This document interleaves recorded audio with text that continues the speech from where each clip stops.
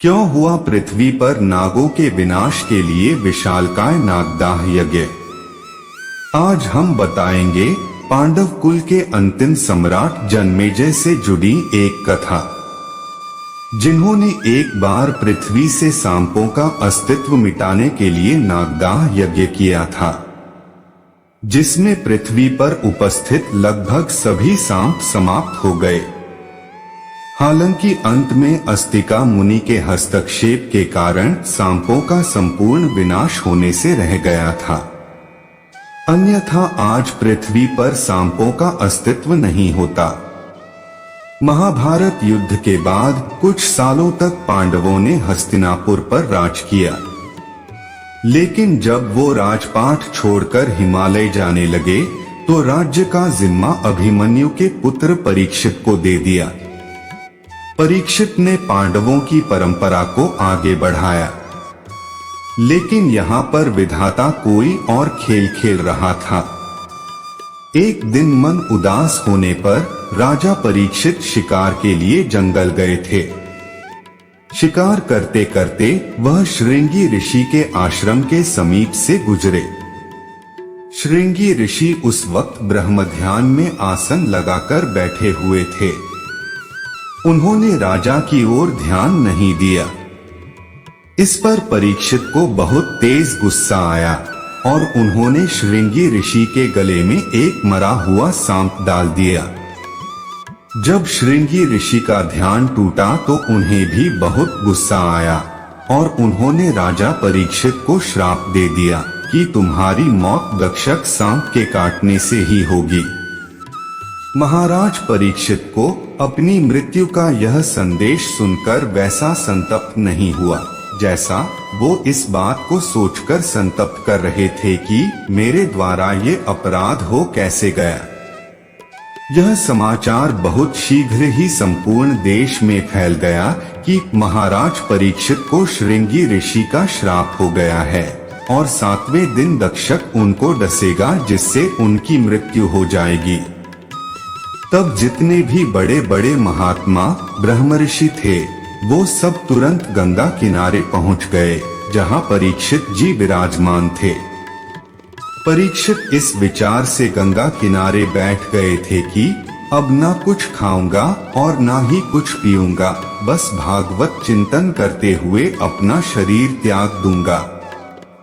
जब बड़े बड़े महात्मा जन उनको घेर कर बैठे हुए थे, तब उन्होंने प्रश्न किया कि जो अतिशीघ्र मरने वाला हो उसके लिए मंगल विधान क्या हो सकता है और उसका परम कल्याण किससे हो सकता है। इतने में ही देखा अजान बाहु कमल नेत्र दिगंबर, शरीर में कोई वस्त्र नहीं, 16 वर्ष की अवस्था और श्रीमद् भागवत के श्लोकों का धीरे धीरे गुणगान करते कोई चला आ रहा है और बहुत सी स्त्रियां और बच्चे उनके साथ खिलवाड़ कर रहे हैं। वह कोई और नहीं शुकदेव जी थे। जैसे ही शुकदेव जी वहां पधारे तो जितने भी सभासद थे उनके आदर सत्कार के लिए सभी खड़े हो गए। तब वे सब जो उनको परेशान करने वाले लोग पीछे लगे हुए थे, उन्होंने देखा कि ये तो कोई महात्मा पुरुष है, तो वे सब वापस चले गए। परीक्षित जी ने उनका पूजन कर सुंदर बालुका के मंच पर बैठाया और परीक्षित जी ने प्रश्न किया, हे प्रभु, कृपया मुझे बताएं कि जो अतिशीघ्र मरने वाला हो उसको भागवत प्राप्ति कैसे हो। शुकदेव जी ने परीक्षित जी को श्रीमद् भागवत का वाचन करके सुनाया। इधर मंत्रियों में जो गुप्त मंत्रणा हुई थी उसके तहत एक महल तैयार किया गया। उस महल को एक ही खंबे के ऊपर बनाया गया, जिसके आसपास ऐसी औषधियां लगाई गईं जिसको सर्प स्पर्श भी न कर सके, और बड़े बड़े मंत्र वेदता भी वहां खड़े किए गए, जो मंत्र बल से वायु का भी निरीक्षण कर रहे थे और सुनिश्चित कर रहे थे कि वायु मार्ग से भी कोई रूप धारण करके प्रवेश न कर पाए। ऐसी व्यवस्था मंत्रियों ने महाराज परीक्षित जी के लिए की थी। मंत्र तंत्र को जानने वाले बड़े बड़े विद्वानों और बड़े बड़े ऋषियों को वहां बुलाया गया। एक खंबे पर बने महल को चारों तरफ से तंत्र मंत्र और औषधियों के द्वारा सुरक्षित कर दिया गया। परीक्षित जी के लिए जितनी भी आवश्यक वस्तुएं थी उनकी व्यवस्था महल में ही कर दी गई। उधर जब शुकदेव जी परीक्षित जी को भागवत सुनाकर चले गए तो परीक्षित जी उसी महल में विराजमान हुए जिसे मंत्रियों ने संपूर्ण सुरक्षा व्यवस्था से तैयार करवाया था। अब महल में बैठे हुए महाराज से कोई भी नहीं मिल सकता था। अगर वायु भी प्रवेश करेगी तो उसका भी परीक्षण होता कि कहीं कोई रूप धारण करके प्रवेश न कर जाए। मंत्र शास्त्र के ज्ञाता काश्यप नाम के ऋषि जब उनको सुनने में आया कि परीक्षित जी को श्राप लगा है कि उनको 7 दिनों में तक्षक सर्प डसेगा, तो उन्होंने कहा ऐसे धर्मात्मा पुरुष की रक्षा मैं करूंगा। और कहते हैं कि इस तक्षक सर्प में इतनी सामर्थ्य नहीं कि महाराज को मार सके। अगर ब्रह्मऋषि श्रृंगी ने उन्हें श्राप दिया है तो मैं मंत्र बल से महाराज को बचाऊंगा।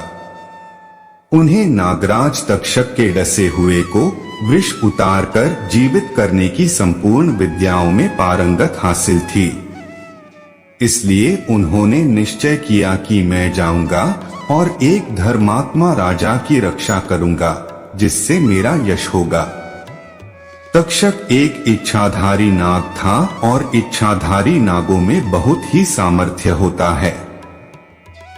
तक्षक ने देखा यह तो साक्षात काश्यप ऋषि है, बड़े ही सामर्थ्यशाली है और ये सब महामहिम शक्तियों से संपन्न हैं, और देखा कि ये तो सीधे उसी भवन की तरफ जा रहे हैं जहां महाराज को सुरक्षा दी गई है।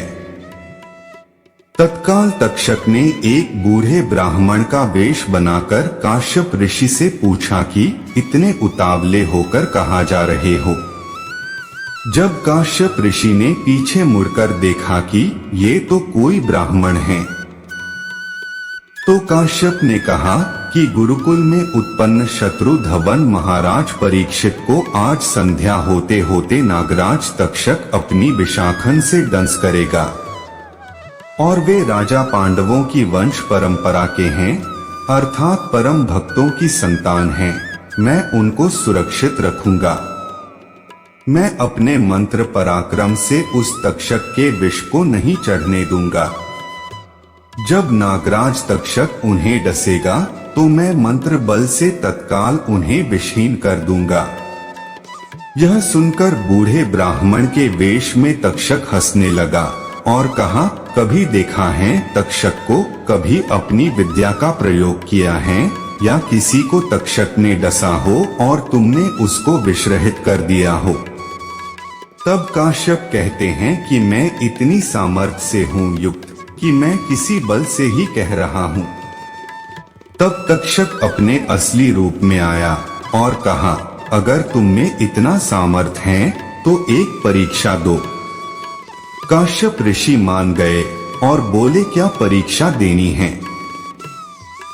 तब तक्षक ने कहा कि मैं इस विशालकाय वट वृक्ष को डसूंगा और अपने विष से इसे जलाकर भस्म कर दूंगा। अगर तुम में सामर्थ्य है तो इसे फिर से हरा भरा करके दिखाना, तो मैं तुम्हारे सामर्थ्य और तुम्हारी विद्या को मान जाऊंगा। ऐसा कहते ही तक्षक वट वृक्ष पर बहुत भयंकर फुशकार मारकर डसता है। देखते ही देखते वट वृक्ष राख में तब्दील हो गया। फिर ऋषि ने उस राख को उठाया और जैसे ही मंत्र उच्चारण शुरू किए तो मंत्र उच्चारण के साथ साथ वट वृक्ष पहले की तरह हरा भरा हो गया। तब तक्षक ने काश्यप ऋषि को नमन किया और कहा, हे ब्रह्म ऋषि, आपके सामर्थ्य और विद्या को मैं समझ चुका हूँ, किंतु आपसे निवेदन है कि आप यहाँ से चले जाएं, क्योंकि परीक्षित जी को एक ब्रह्म ऋषि का श्राप है और उनकी आयु पूरी हो चुकी है। तब काश्यप ऋषि ने दिव्य दृष्टि से देखा कि सच में महाराज परीक्षित की आयु का आज आखिरी दिन है, इसलिए उन्हें इस लोक को छोड़कर जाना होगा। तब काश्यप ऋषि तक्षक की बात मानकर वहां से चले जाते हैं। उसके बाद कुछ ब्राह्मण महाराज से मिलने जाते हैं। चूंकि महाराज ब्राह्मणों का बहुत आदर करते थे, इसलिए उनको महाराज से मिलने के लिए ना ही रोका जाता था और ना ही उनके द्वारा लाई हुई किसी वस्तु का निरीक्षण किया जाता था। इसी मौके का फायदा तक्षक ने उठाया। जब कुछ ब्राह्मण महाराज से मिलने आए तो उपहार के तौर पर ब्राह्मण ने राजा को फूल दिए और परीक्षित को डसने वाला वो काल सर्प तक्षक उसी फूल में एक छोटे कीड़े की शक्ल में बैठ गया। तक्षक सांपों का राजा होने के साथ साथ इच्छाधारी था। मौका मिलते ही उसने सर्प का रूप धारण कर लिया और राजा परीक्षित को डस लिया। राजा परीक्षित की मौत के बाद राजा जन्मेजय हस्तिनापुर की गद्दी पर विराजे। जन्मेजय पांडव वंश के आखिरी राजा थे।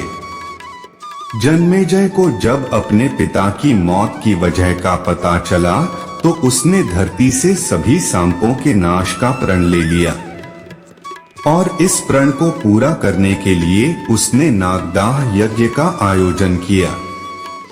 इस यज्ञ के प्रभाव से ब्रह्मांड के सारे सांप हवन कुंड में आकर गिर रहे थे, लेकिन सांपों का राजा तक्षक, जिसके काटने से परीक्षित की मौत हुई थी, खुद को बचाने के लिए सूर्य देव के रथ से लिपट गया और उसका हवन कुंड में गिरने का अर्थ था सूर्य के अस्तित्व की समाप्ति, जिसकी वजह से सृष्टि की गति समाप्त हो सकती थी। सूर्यदेव और ब्रह्मांड की रक्षा के लिए सभी देवता जन्मेजय से इस यज्ञ को रोकने का आग्रह करने लगे, लेकिन जन्मेजय किसी भी रूप में अपने पिता की हत्या का बदला लेना चाहता था। जन्मेजय के यज्ञ को रोकने के लिए अस्तिका मुनि को हस्तक्षेप करना पड़ा, जिनके पिता एक ब्राह्मण और मां एक नाग कन्या थी। अस्तिका मुनि की बात जन्मेजय को माननी पड़ी और नागदाह यज्ञ को समाप्त कर तक्षक को मुक्त करना पड़ा।